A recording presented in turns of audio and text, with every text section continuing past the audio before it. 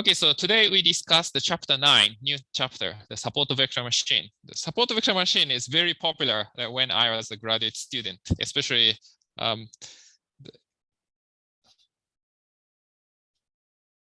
yeah.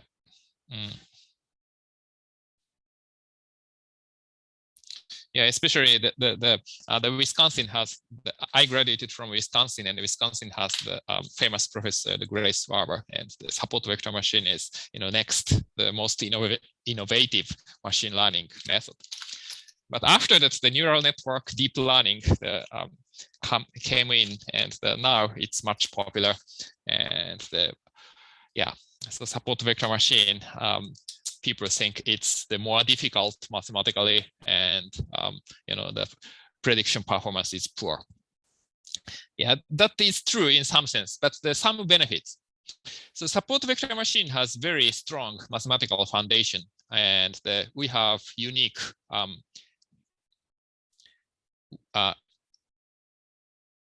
so optimizer, the unique the best parameter in estimation. So the estimation is pretty stable and easy.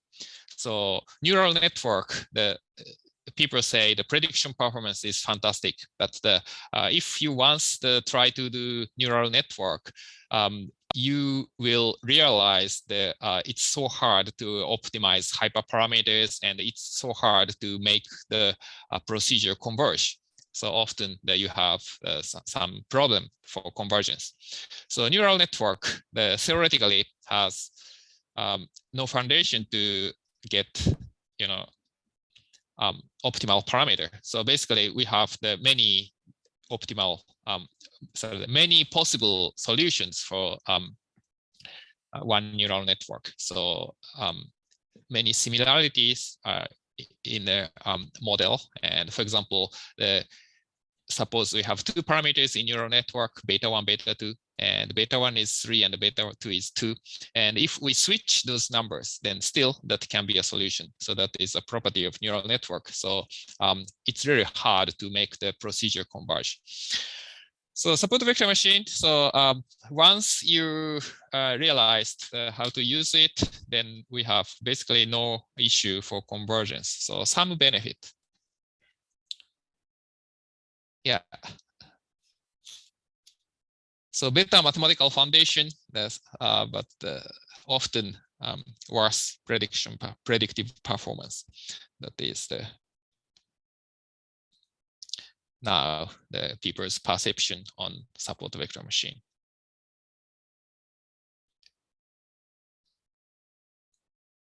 And chapter 9 slides are available on the website, so you can download as you want.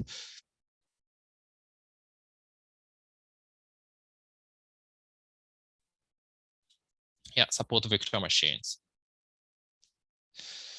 So, okay, so we have several steps. So we start with some basic concepts.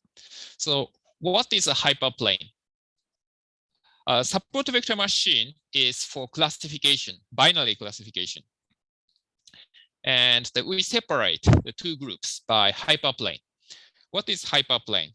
So in p-dimensional space, maybe you can think about just the RP. So p-dimensional Euclidean space. Then a flat affine subspace of dimension p-1 is called hyperplane. So if p is equal to 1, that is just a line, then hyperplane is just a point. You divide the entire region into two groups. So point is the hyperplane. And p is equal to 2, we have a plane. And to separate two groups, we can use a straight line. And a straight line is a hyperplane. P is equal to 3. We have the x1, x2, x3. So we have a space, and a flat plane is a hyperplane. So it does not necessarily go through the origin, but just a flat plane is a hyperplane. P is equal to 4. It's harder to imagine for a human, but any three-dimensional, the flat space is a hyperplane. and p is equal to 5, 4-dimensional flat space is a hyperplane. Maybe it's better to realize what's the equation. So p is equal to 4. We have x1, x2, x3, x4.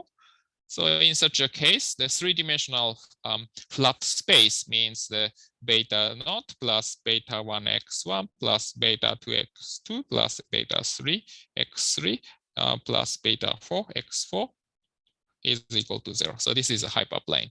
So in general, if we have a p-dimensional space, this is a hyperplane. So you can see we have one restriction on p variables. So the space has dimension of p minus 1. I mean, the hyperplane has a dimension of p minus 1. So later we discussed more about the idea of support vector machine. But the idea of support vector machine is we separate the two classes in a high dimensional space by hyperplane. So boundary is very simple, just a flat space. But we think about very high dimensional space. So P is large, kind of. Okay, so at first we consider a basic, algorithm, basic model of the support vector machine, and after that, I discuss the idea later. So first, the support vector machine is classification using a separating hyperplane. So suppose we have data x1, x2 up to xn, so n observations, and these are predictor variable 1, 2, 3 up to p. So we have the p numbers. So suppose p is equal to 3, and maybe x1, suppose the sample unit is a person, then x1 may be the height and the weight and age of that person. Then this is the vector x1, and we have n observations, so x1 to xn. So we code response variable as -1, 1, just by technical reasons. So logistic regression, often we use 0, 1.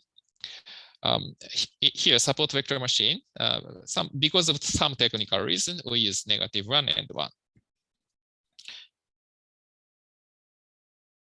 Yeah, so this is the classification, binary classification problem. And if there is a hyperplane, so the hyperplane is here, hyperplane, which perfectly separates the cases with yi is equal to -1 and yi is equal to 1, then we can write, so this value is positive if yi is equal to 1, and this value is negative if yi is equal to -1. Right. So remember that suppose in 2-dimensional space that we have a straight line, which is represented by this equation, and this is a plane. Sorry, the straight line. But if this is larger than 0, this is just one side of the straight line, and less than 0, it's the other side of the straight line. So that's why that we can express the relationship between x and y in this way. Yeah.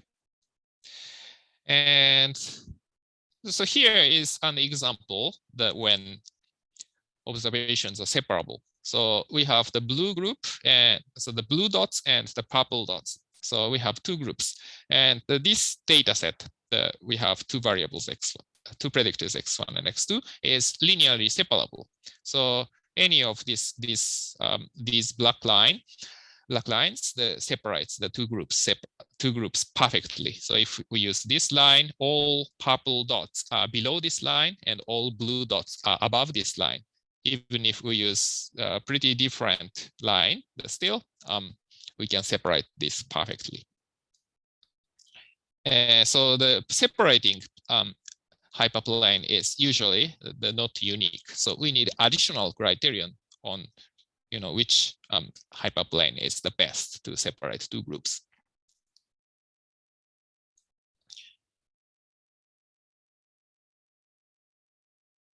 sorry, this is not really m, so p is equal to 2.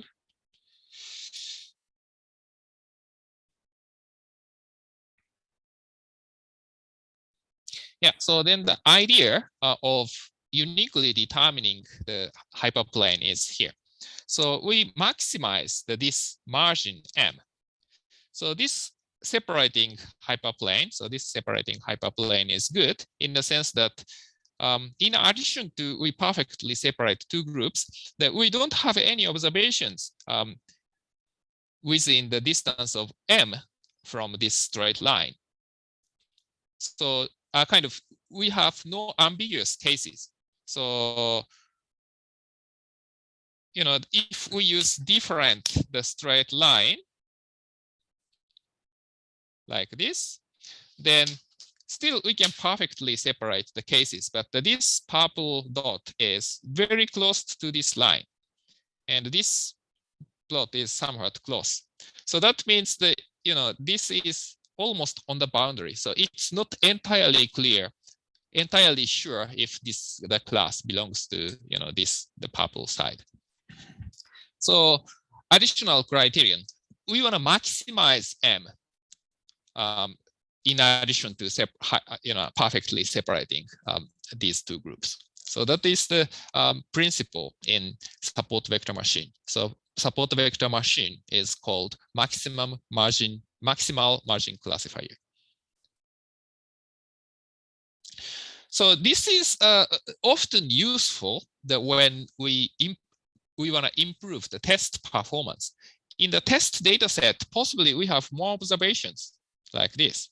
So not necessarily the very clear points. So in this case, you can see that these observations will be misclassified if this separating hyperplane is used. But since we used the the maximal margin classifier, these observations are still classified correctly.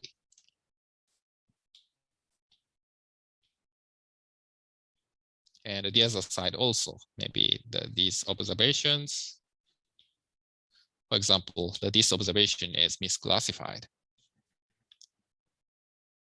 Or you can just shift this hyperplane, to this side, then some new observations may be misclassified. So at least intuitively, it's a good idea to make the margin larger. Do you have any questions so far? So this is very new idea if we have only studied linear regression or logistic regression. So it's very new idea. So we maximize the margin to improve the test error. So training set, as long as it's separated perfectly, that's fine. But we had this additional criterion. So linear regression, logistic regression, we have the likelihood function. Right? So likelihood function has a lot of information. The logistic regression, we have fitted probability. And if we have set threshold at 0.5, probability of 0.6 and 0.9 are both more than 0.5. So if that response value is 1, then both are kind of correct, classification rule. But in maximum likelihood principle, the 0.9 is better than 0.6. In that sense, the likelihood function has more information than just setting classification rule. And the support vector machine doesn't have any distributional assumptions. So we only see whether or not each observation is classified correctly. So we need some additional criterion, and that is this maximal margin rule. Yeah, and the terminology, the observations closest to the maximal margin classifier is called support vectors. So in separable cases, usually there are p+1 support vectors. Okay, we see the previous example. Maybe it's too clouded, so we erase everything once again. And you can see that this observation and this observation and this observation. So these are on this, the dotted lines. So this is the distance. So these lines have distance m from the boundary, and these three observations are on the boundary. And these three observations actually determines this line. So other observations doesn't really matter. So for example, if this observation goes to here, it does not affect the maximal margin classifier. But these three observations, so if this moves here, then actually this line should move here and should move here or something like that. So these three observations determines actually the boundary and m. And so you can intuitively see that the three observations determine the boundary, right? So if we have this observation and this observation, then it determines this straight line. So basically the slope of the straight line. And another one, so this determines m and also where this, the separating hyperplane is. Of course, in some cases, we have more than three. So just by chance, we have some more observations here. Then we have more than three support vectors. But except for this kind of singular cases, that we have p+1. Sorry, that we have p+1. We have p+1 support vectors.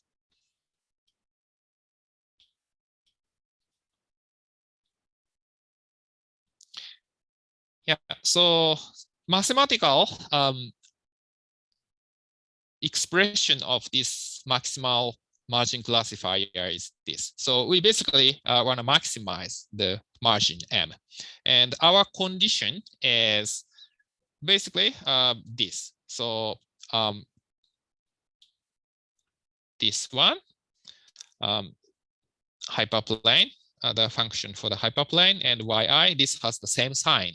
So if this is positive and this is 1, then this becomes positive. And if this is negative and this is -1, then this is again positive. So in this case, basically the classification has been done perfectly. And but here is not 0, but m, because of the margin that we discuss it just in the next slide. But yeah, so we need some margin. So margin is expressed as m here. And this is a kind of standardization condition. So just the vector of beta 1 up to beta j, beta p is a unit vector, sorry, unit vector. So the size is equal to 1. So,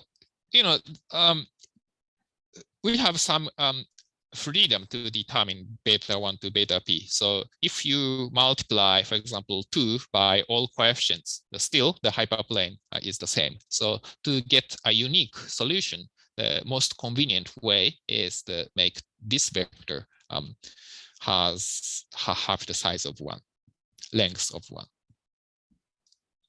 So basically, the support vector machine is the maximization problem described here. So we maximize m, the subject to these conditions. So m is the function of beta naught to beta p, right? So once we determine beta naught to beta p, then we have m. Yep.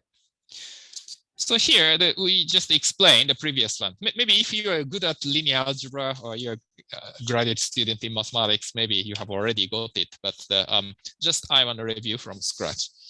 So at first, the inner product plays very important role in this support vector machine. And the first important fact is the inner product. So suppose that we have two vectors, vector AB and the vector CD. Then what is the inner product?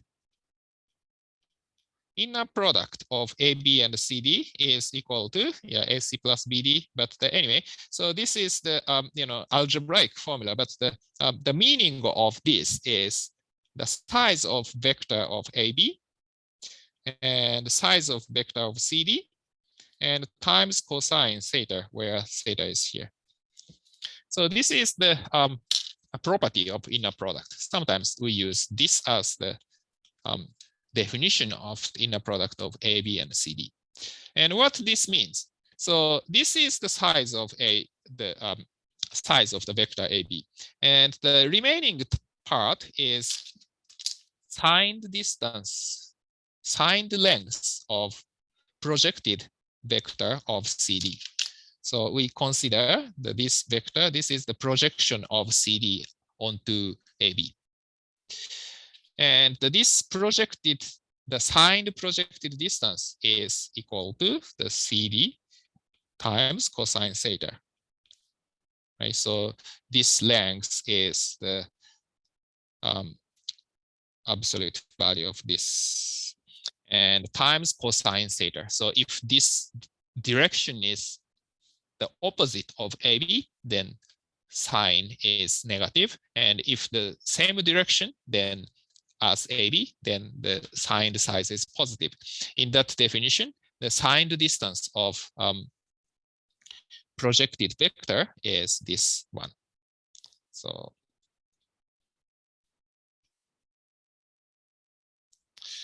yeah, so this way. And especially in special case, suppose that the AB is the unit vector. Suppose that this AB is a unit vector. Then basically this part we can ignore. So that means just inner product is the signed distance,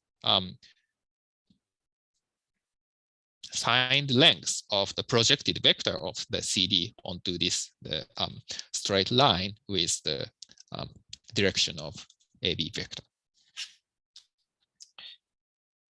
Okay, so based on this, that we can understand the support vector machine.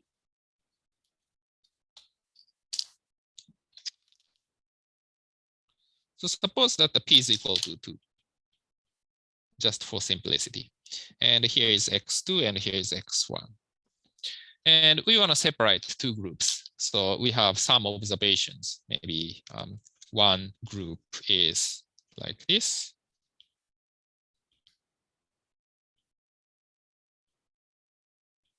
And the other group is like this.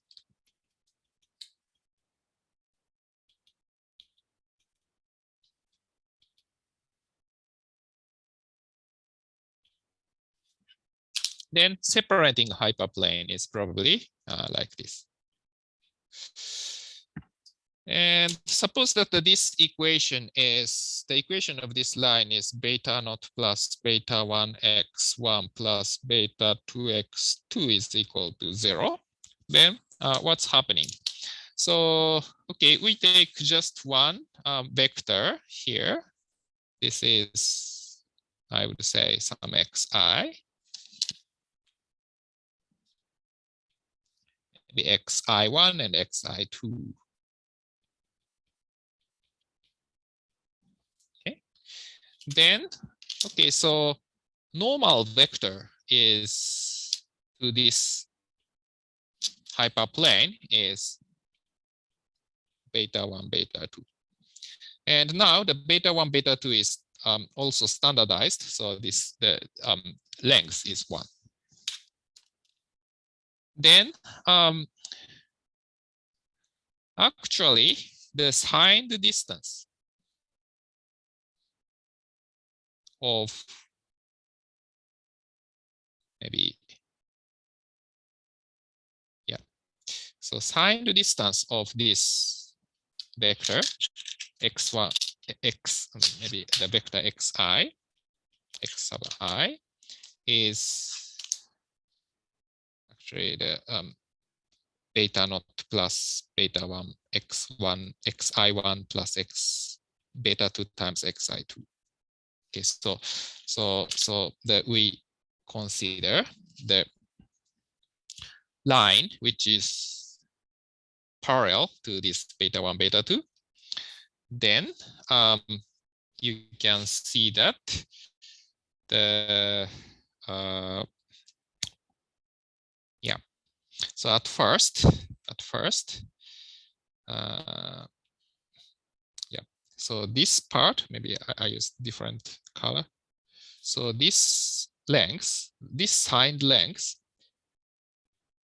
is the beta naught plus beta 1 xi1 plus beta 2 xi2. Right. And actually, this distance is equal to negative beta naught. Right. Because, you know, if we have some vector here, suppose just for simplicity, we write x1, x2, then this point satisfies the beta 1 x1 plus beta 2 x2 is equal to negative beta naught, right? Because, you know, it should satisfy this equality. So that means the signed distance of this x1, x2 to the direction of a beta 1, beta 2 is equal to negative beta naught. So this is negative beta naught. So that means that this distance should be the beta 1 xi1 plus beta 2 xi2. So now that we described this, and this should be at least m. Okay, so if the this is the class for yi is equal to 1, and this is class for yi is equal to -1, then this number, this quantity should be larger than m is if yi is equal to 1, and this number should be less than -m if yi is equal to -1. So that's why the concept we explained graphically is represented by this. Sorry, the beta naught, we have some trouble. Beta naught. Sorry, I think something is wrong. Sorry, this is sorry. This one, sorry. This one is the beta 1 plus beta 2, beta 1, beta 2, right? So this is just the inner product of AB and this x1, x2. So this, so sorry. Then this one is the plus beta naught. Sorry. So this, okay, so the first, this one is obtained by the definition of inner product, and this one is also obtained by the reason I explained here. So this difference is beta 1 xi1 plus beta 2 xi2 minus the negative beta 0, so that becomes this.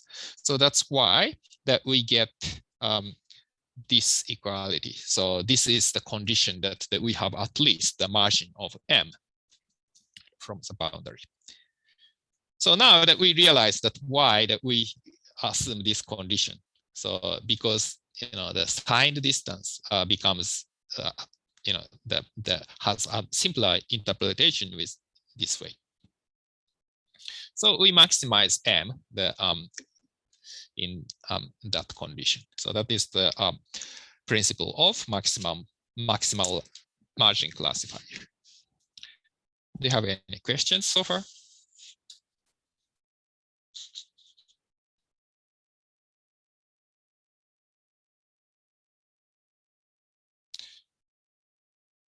Yeah, so this is the one, but in reality, the some questions. So anyway, sorry.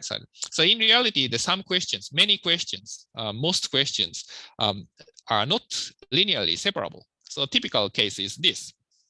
So we have the purple dots and the black dot, the blue dots, but it's not perfectly linearly separable. So any line, maybe a good criterion, the has reasonable boundary, maybe like this. But still, we have several the misclassified ones. So, okay, so this is the red area. So this is the red area, and this is the blue area. And still that we have misclassified ones.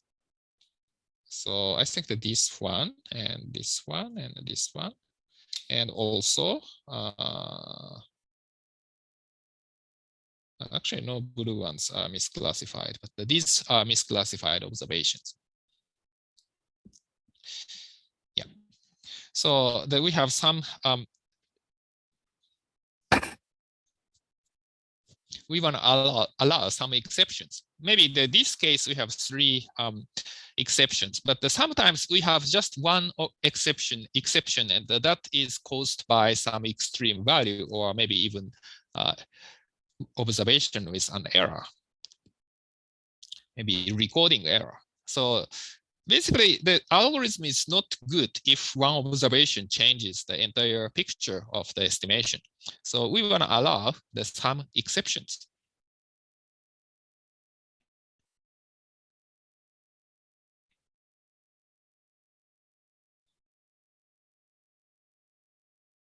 Yeah, so we want to improve this so to allow some exceptions, and that is called the support vector classifier. And the rule is, and support vector margin classifier is also called the soft margin classifier and robust against randomness of observations.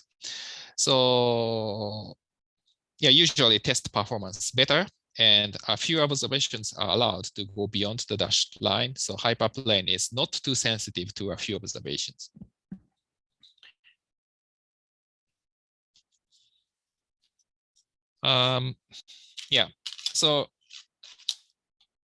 Yeah, so support vector the large maximal margin classifier is a good rule, but it's really sensitive to few observations.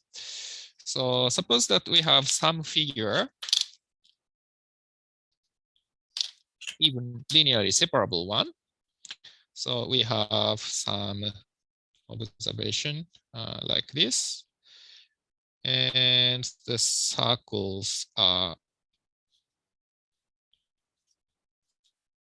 like this. Okay, so we copy this.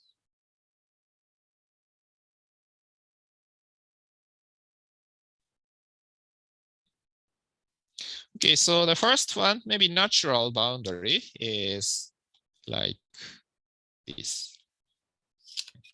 So it's pretty large margin. But this one, if we have one additional observation, the line entirely changes.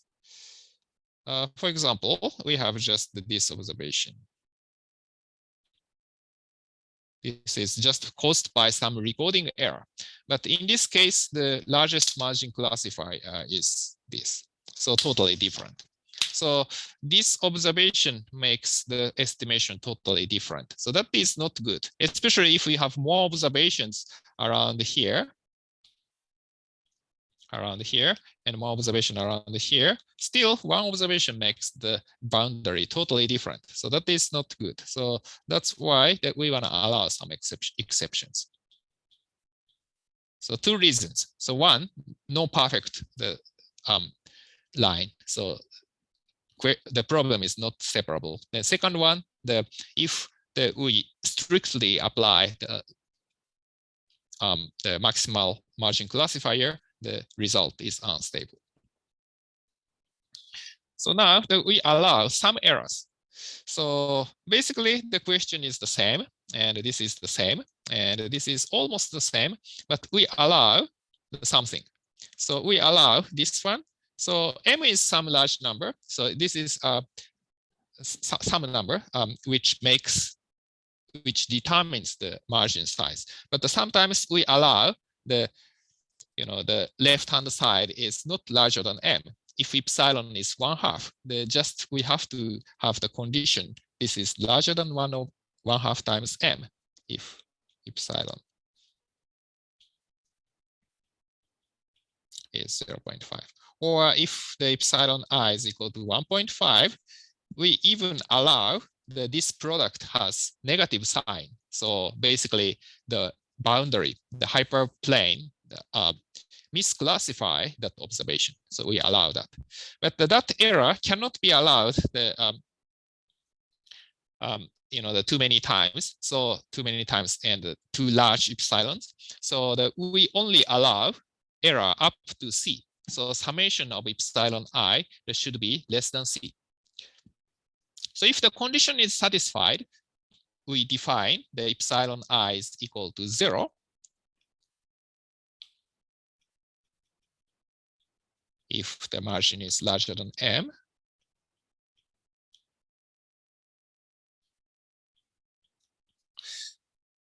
Maybe even equal, yeah. But if margin is less than M or misclassified, then epsilon I is positive, and such epsilon I's are allowed, but the summation of epsilon I should be the less than C. And C is a tuning parameter, so your generosity or kind of something. So tuning parameters. If C is large, then model is more robust, stable. But the C is small, the model is more sensitive to observations. Yeah, but if C is too large, then the model becomes not complicated and the boundary may be too simple to be true. So this is the idea of support vector machine. So it's pretty complicated because we maximize something, but we have some exceptions and some exceptions. So and exceptions are measured by the total size of epsilons. So this is a little complicated. Yeah. So so here are examples of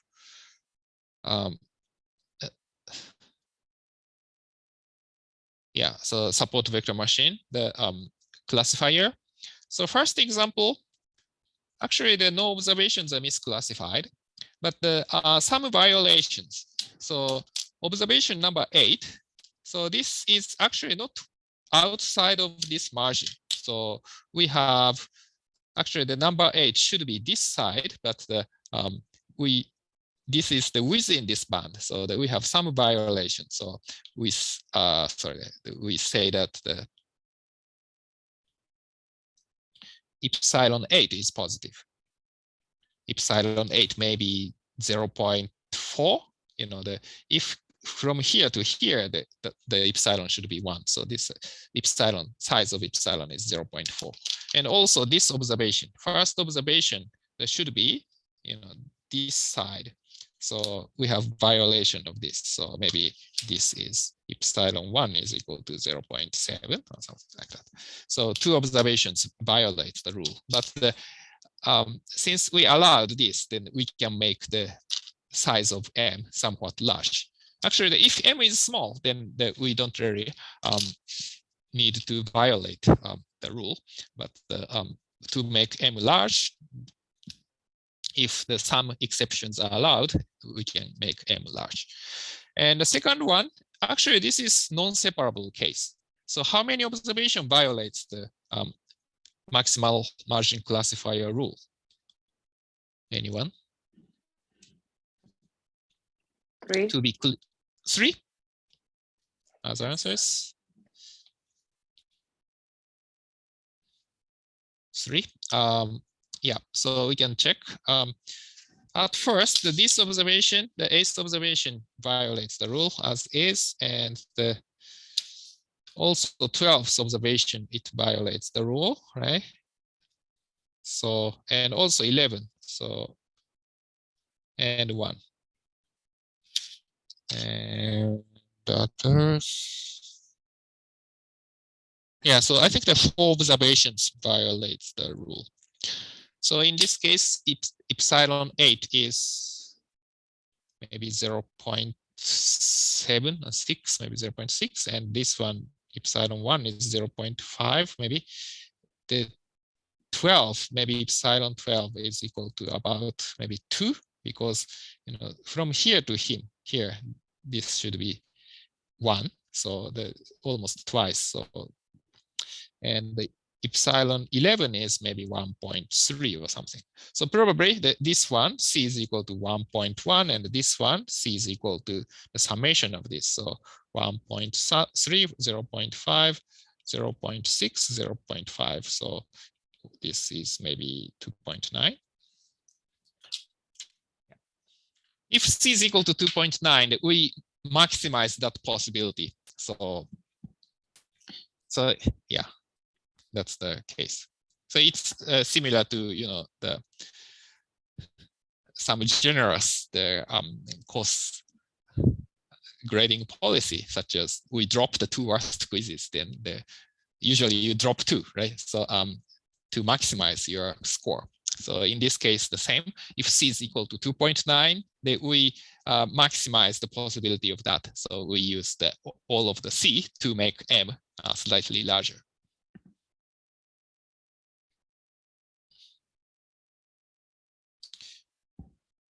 Yeah, support vector classifier for different C's. So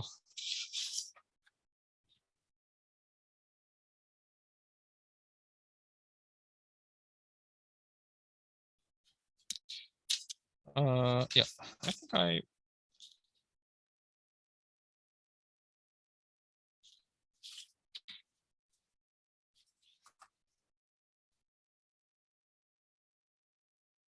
sorry, I think that we have some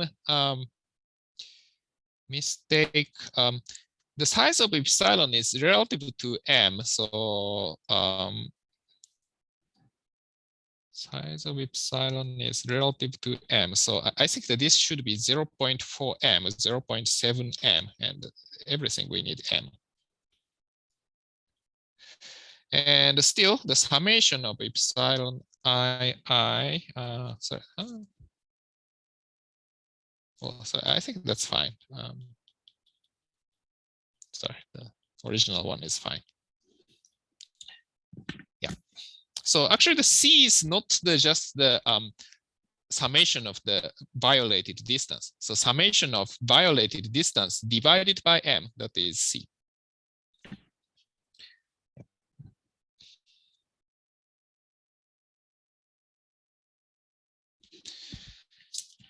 Okay, and here that we have the same data set. So these 4 are the same data set. You can see, for example, this observation.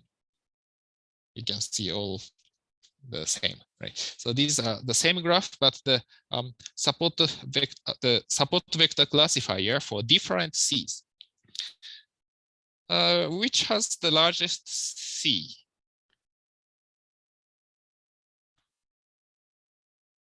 What do you think? So maybe graph A, graph B, graph C, graph D. So which classifier has the largest C? Is it graph A? Yeah, graph A. What's the reason? The distance is larger. Yeah. That's true. Yes. So M is larger. So if you think about it in detail, we will be confused. But just larger M. So we have better condition for C. So C is large, so more generous. So we can make M larger. So larger C here, and smaller C here. The Shiv answered this question. Yeah, I will give you some bonus credits for 2 points. I will ask more questions and to allow that you get points for attendance.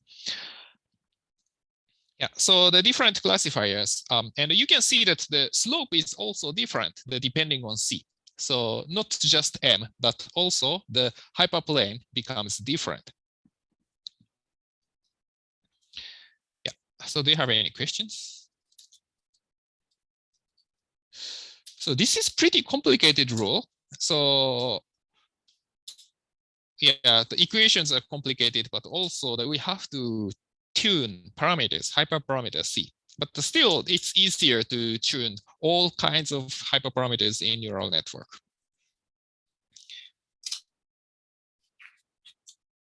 Okay, so now that we go to support vector machine, now we can see more ideas of support vector machine. So so far that we just described how to linearly separate it, and it doesn't sound much different from logistic regression, whose boundary is linear. Yeah, so to make complicated boundaries linearly separable, the map all observations into a higher dimensional space. So this is the point. So the key for support vector machine. So this is called the feature space. One example, suppose the vector is x1, x2, but we map this into 5-dimensional space. And we transform this into x1, x1 square, x2, x2 square, and x1, x2. So in the end set of feature space, the support vector classifier is applied. So we are not just applying support vector classifier in the original space, but we make a higher dimensional space to make it. So idea here. So I write maybe the couple of examples. So first example, the p is equal to 1. So p is equal to 1 is just we have one predictor. So maybe just x. And suppose the one group is like this, and another group is like this. And hyperplane is just a point on the straight line. So no one point can classify these two perfectly. If we put here, maybe only the 4 out of 7 is crosses, and here the 4/4. So the probabilities are different, and it makes some sense, but it's not really perfect classifier. But suppose that okay, so we have some numbers. Maybe here is 1, and here is 2, and so on. Then we consider parabola.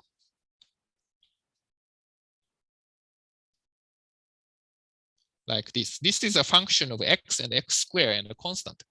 Then you can see if this is y is equal to a plus bx plus the cx cube, 6 square, then this side is, okay, so suppose this is f of x, the f of x is larger than 0.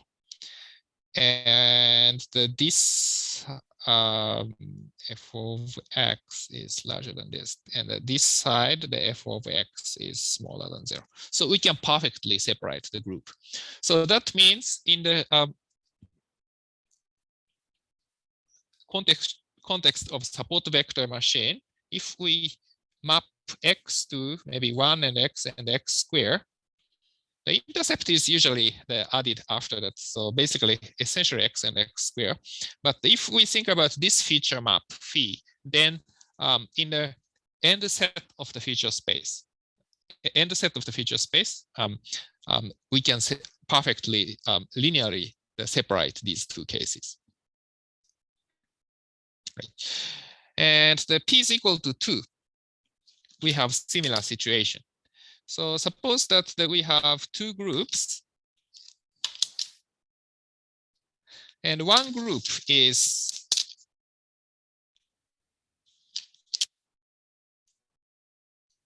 like this. So the distance from the origin is less than 1, or maybe less than 2, or something like that.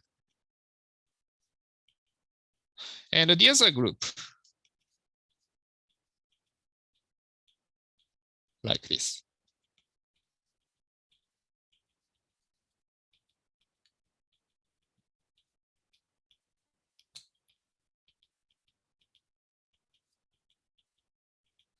Yeah, then this is x1 and x2. So is this linearly separable in the original space? No, because you can set some criterion, maybe here, then the right-hand side is all the crosses and the left-hand side more circles. But anyway, there is no perfect separating hyperplane. But you can see that this is separated by this circle. And this circle is certainly given by some equations, the x1 square plus x2 square plus maybe some a times x1 plus b times x2 plus c is equal to 0. So that means if we consider the feature space, feature map from x1, x2 to x1, x2, x1 square and x2 square, then we can perfectly separate these two cases. If we want to allow the more complicated hyperbola or ellipse, or maybe parabola, then we can add x1, x2 to make it more flexible. So if we use this phi, then this is linearly separable.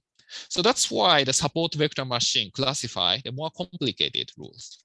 So if we think about the much higher dimensional space, then we can even get the more complicated, we can estimate more complicated boundary. For example, sometimes this in support vector machine that we have this kind of very complicated boundary for the data set like this. So one group is here and the other group is here.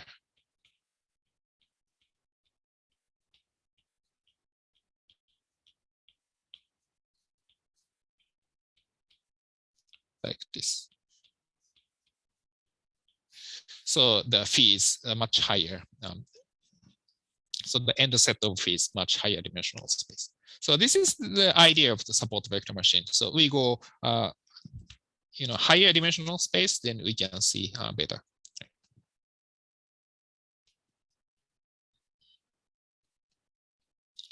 Any questions so far? So in this case, the margin is also sometimes complicated. We will see it later. So margin is just parallel to the original boundary in the linear, in the original space, but in the end set of the feature space, or just we say sometimes feature space. In the feature space, the something nonlinear happens. So not necessarily the boundary is parallel to the original border. Yeah, so these are two data sets, actually the same data sets by separate, the different support vector machines, so different feature space.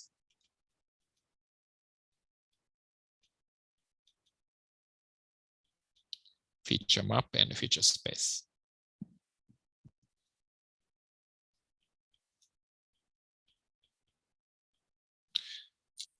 And this is boundary. So the solid line is boundary and this dotted line is margin. So basically this distance is M in feature space. But of course, this graph itself is in original space. So this is original space. So in the feature space, always the distance is M, but in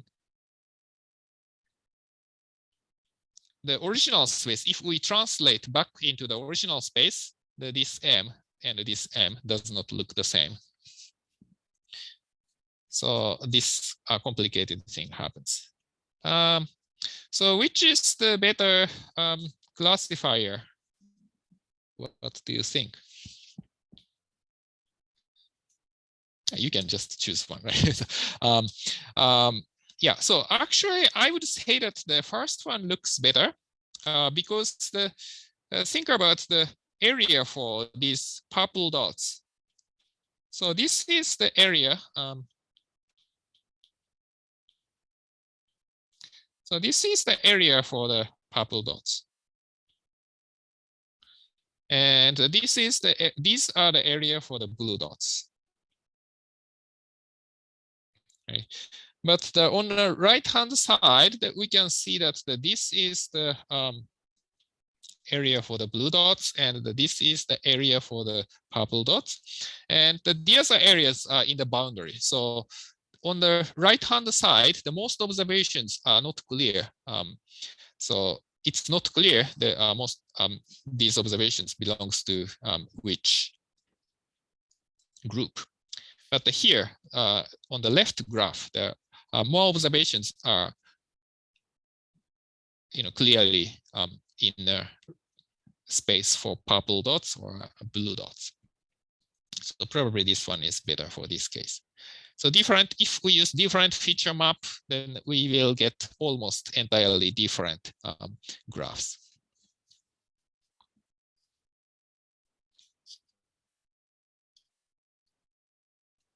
Do you have any questions?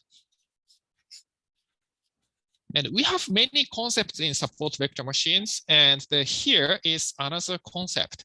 So originally that we consider feature map, that is our idea, but we don't really define the feature map explicitly, and instead we use the inner product space. So we don't explicitly define that is phi of x, but we define this inner product. So you know that in, for example, Euclidean space, if we have an inner product, then it automatically defines the Euclidean distance, right? So then inner product is somewhat easier, just the inner product of x, a, b, and the inner product AB and CD is just AC plus BD. So mathematically, it's easier. And if we use another inner product, this is usually inner product, but we define another inner product which satisfies some conditions, then we can implicitly define the feature space. So that is basically the algorithm for support vector machine. So idea, we use the feature space phi, but in reality, we only consider inner product K. So in the actual algorithm of SVM, phi is not explicitly defined, and instead a kernel K. That is the map from the pair of the p-dimensional object to R. And phi is implicitly defined as this. So K of x tilde is equal to the phi x transpose. So this is transpose times phi of x tilde. Yeah. Phi of x, if phi of x is equal to, for example, x1, x2, xp, and the phi of x tilde is equal to x1 tilde, x2 tilde,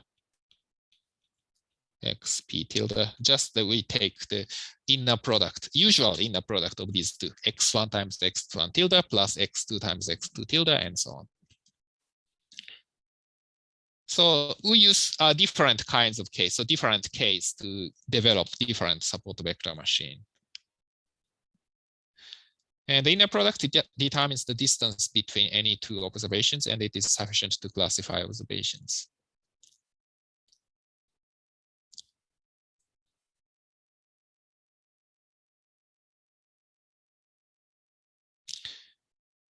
Yeah, and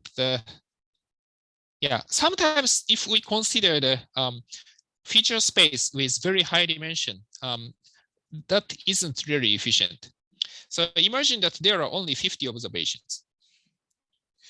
The 50 observations, if we have probably the 49-dimensional space, then we can express any relationship between 50 observations. Maybe a better example is lower dimensional case. So suppose that we only have 3 observations, then how high the feature space, the dimension of the feature space?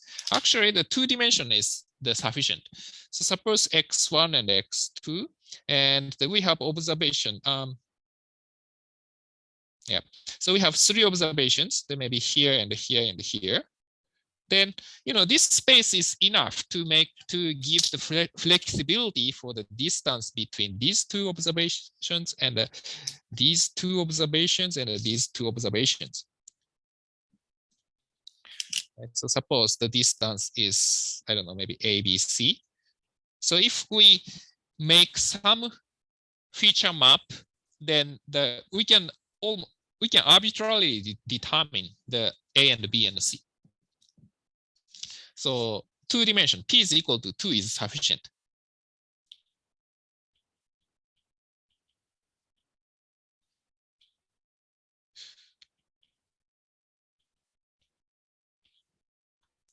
So this is another reason that another benefit to use the inner product space, so that we don't really have to be specific about what is phi. So only the distance is important, and if feature space is complicated, then think about very high dimensional space doesn't make sense.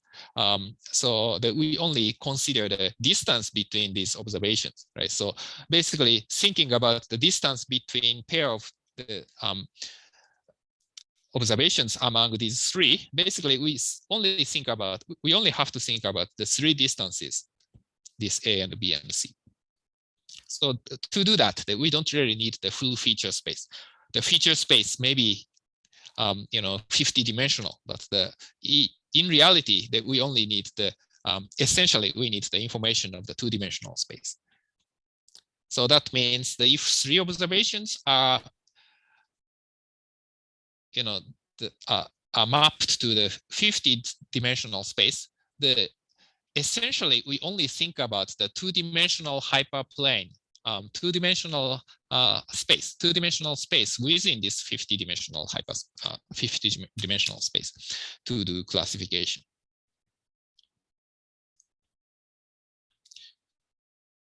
Yeah, and now that we have several examples of the kernel, and the one the most basic one is usual inner product in the Euclidean space. So just the product of each element, then takes summation. So that is the most basic inner product. So in this case, the phi is identity map. So the original space and the future space are the same. So it's a trivial case. So this is just the same as the linear classifier in the original space. And still some insights, the decision boundary is given by the form of this. Yeah, so we don't really prove it, but basically this says that only the information of the observations are important. So the dimension of the feature space doesn't really matter. So n, so here the summation over all observation n. So if, for example, the p is very high, we have 100 variables and n is only 10 or something, then essentially that we do all classification in maybe like 10-dimensional space.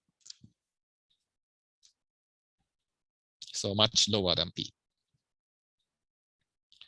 And this also does not have a proof, but it is known that actually the boundary in the feature space is described even simply by this. So we only need the number of support vectors. Yeah. So we have seen that in two-dimensional space, usually we only have 3 support vectors. So the rule, the separation rule, is described by just using these 3 vectors. That is pretty reasonable. So that is pretty natural. And S is the set of support vectors. Yeah. So the feature space may be high dimensional, but the rule is determined by the support vectors. So it doesn't has. So the separation rule, this equation isn't that complicated. So generally, this inner product is replaced by any inner product. So inner product, the definition is here. So inner product should be, linear with respect to the first argument and also the second argument also, I think. Then also that we have some property. So these are usually linear property, but and also that we have the k of xy is equal to the complement of k of yx. So in the case of the real valued inner product, basically just symmetry. So the k of xy is equal to k of yx. But if the this inner product is to the complex space, maybe RB, RB to C. That is probably rare in support vector machine, but in this case, we have the complement. So you can just say the K of X, Y, you can just think about K of X, Y and the K of Y, X is the same. And the inner product is positive if X is not equal to 0. And also this rule,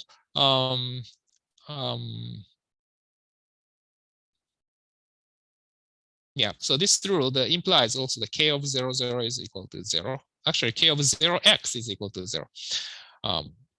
So 0 vector has the inner product of 0 if we use it twice. And what kind of functions should be used as a kernel? We have several cases, and this is pretty intuitive if we get used to it. So K of xi prime is defined as this. So this I and I prime, these are just the two different vectors. Yes, two different vectors, not transposed.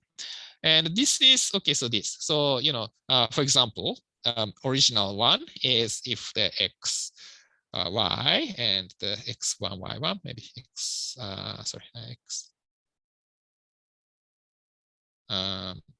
yep, so I and I prime, so yeah, maybe x y and maybe x prime y prime, then it maps this to this, and these integers usually natural number 1 2 3 4 5. Then this becomes, if d is equal to 2, the 1 plus x prime plus y prime to the second power. And you can see basically we are using the linear term, and also we have the interaction between x, y, and the quadratic term of x and the quadratic term of y. So basically we are thinking about that. That is a polynomial kernel. So if d is larger, then we have basically more terms. So more basically higher dimensional feature space, even though we don't specifically consider what's the exact feature space. So this gives a feature space including up to these degree polynomials of original predictors. So these are hyperparameter, and the decision boundary can be written as this.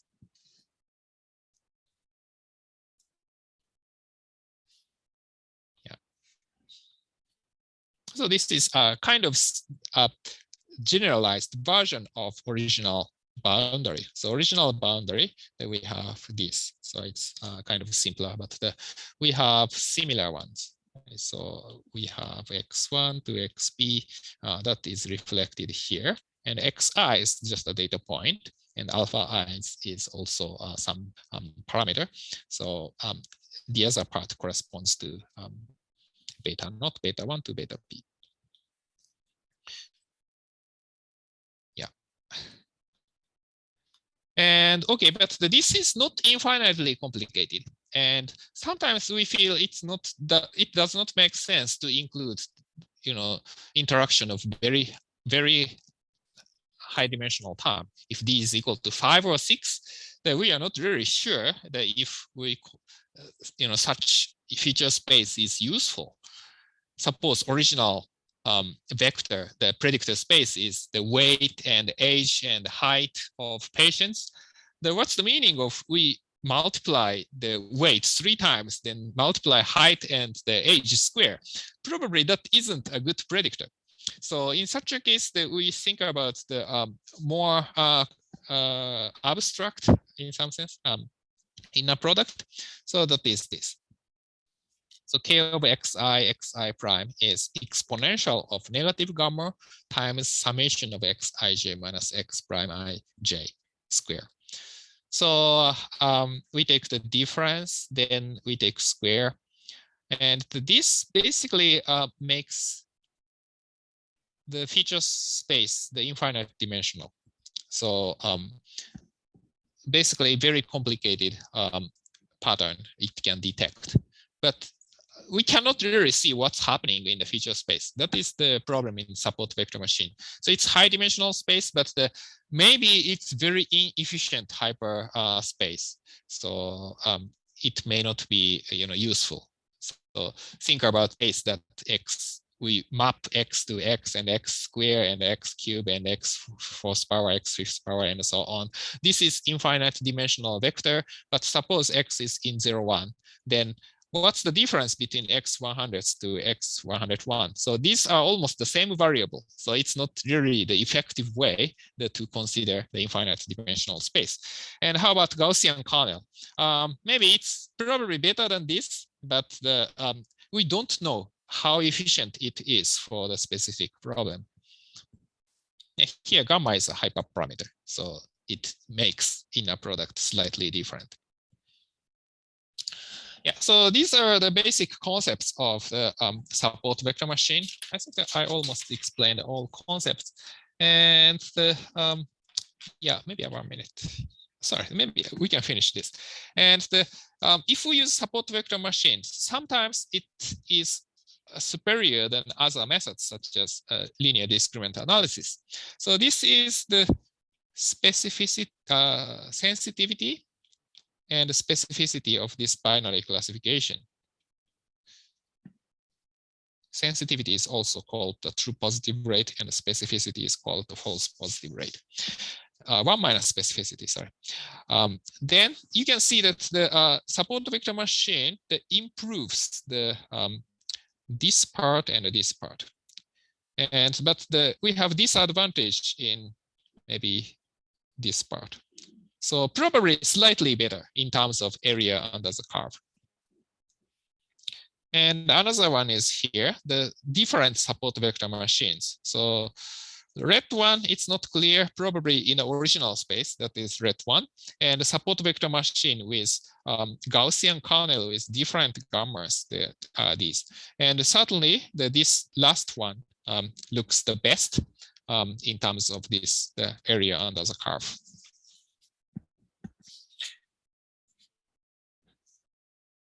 Yeah, so area under the curve is larger. Basically, it's a better rule. You can review ROC curve. Yep. And support vector machine is only for 2 classes. So more than 2 classes, I don't really recommend it. There are the several possible approaches. So if we have 3 categories, we do pairwise comparison, A versus B, B versus C, C versus A by support vector machine. And another way is the one versus the rest. A versus BC, B versus AC, and C versus AB. But anyway, it's very complicated and it does not work smoothly as LDA or QDA or multinomial logistic regression. So I don't really recommend